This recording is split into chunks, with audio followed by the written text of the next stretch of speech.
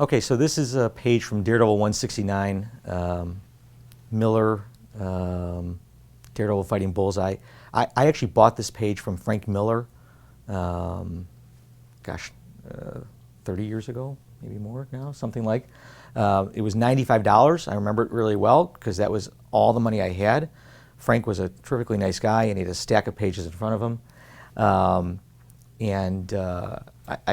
I had it, and I had it in my dorm room all through college. And then time went by, I got married, and at some point I sold all my artwork, and I sold this page.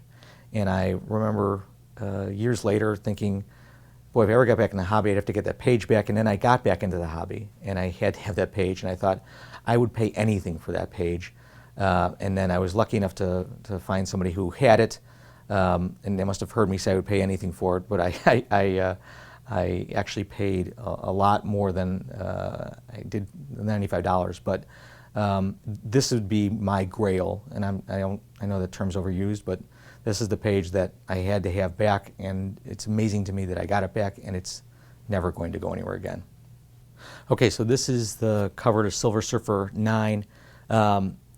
I was always a big fan of the Silver Surfer, but really what this cover represents was my first real purchase into, I guess I would call it vintage art. I had a lot of modern art, literally stacks of it, and I saw this come up for sale, and I thought, I can't believe someone would ever actually be able to own something like that. I figured it was all locked into collections and never to be seen. And I remember thinking, man, I would give most of the stuff I have to get something like that, and I basically did. I probably traded 25 or 30 pages plus a lot of cash to get that, but I've never looked back. It's a meaningful piece to me, and the fact that there aren't that many Silver Surfer covers made it that much more attractive to me. So this was just something that was my gateway drug into vintage art, but it's an important piece to me, and I just love the cover. Okay, this is a page from Will Eisner's classic graphic novel, Contract with God, and arguably one of the better pages. To me, it's the summation of the graphic novel. I was a latecomer to the Eisner parade, but have become a really, really big fan of it and of all his work. And I went into the spirit and some of the other things, but this graphic novel for me was important. I liked the story, and nowadays there are a lot of, I think, incredibly detailed artists. There's a lot of good storytellers. There's even some that are both. Eisner was a master storyteller. I think there are artists today that are doing things that aped what Eisner did and not even realize that they're copying him.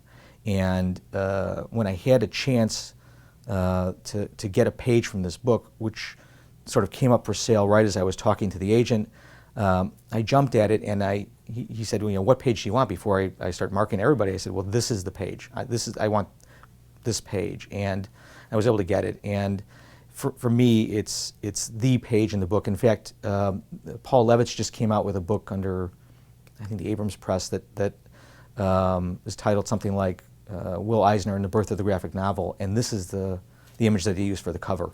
And to me, it's just a fabulous piece of history, and that's important to me. Okay, this is the splash to Tales to Astonish 40, the Ant-Man.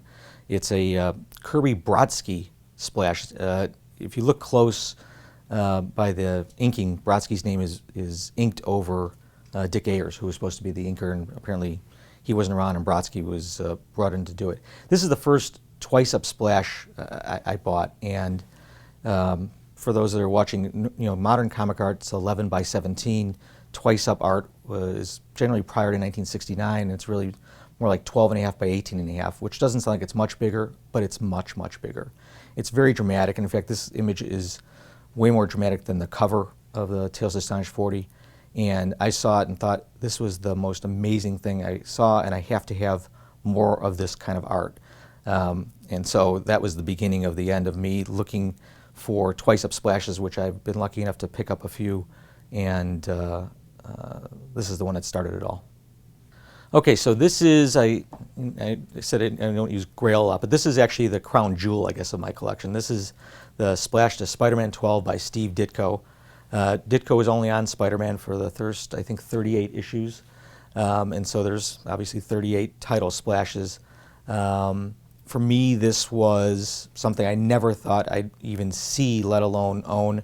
I saw it at San Diego. I thought the price was a lot, and I thought I'd have a chance someday maybe, and then it showed up at the Heritage Auction, and I probably sold 70 other pieces and pulled in a bunch of cash to make a hard run for it. I actually bought it on Heritage Live in a parking lot after a client meeting that I happened to turn it back on the auction and get to it. But for me, this was just an amazing piece. It's got everything you'd want in it. It's got Spider-Man, it's got the whole cast of characters, J. Jonah Jameson, it's classic Ditko, and it's a twice-up splash that's just, for me, just everything I love about comic art.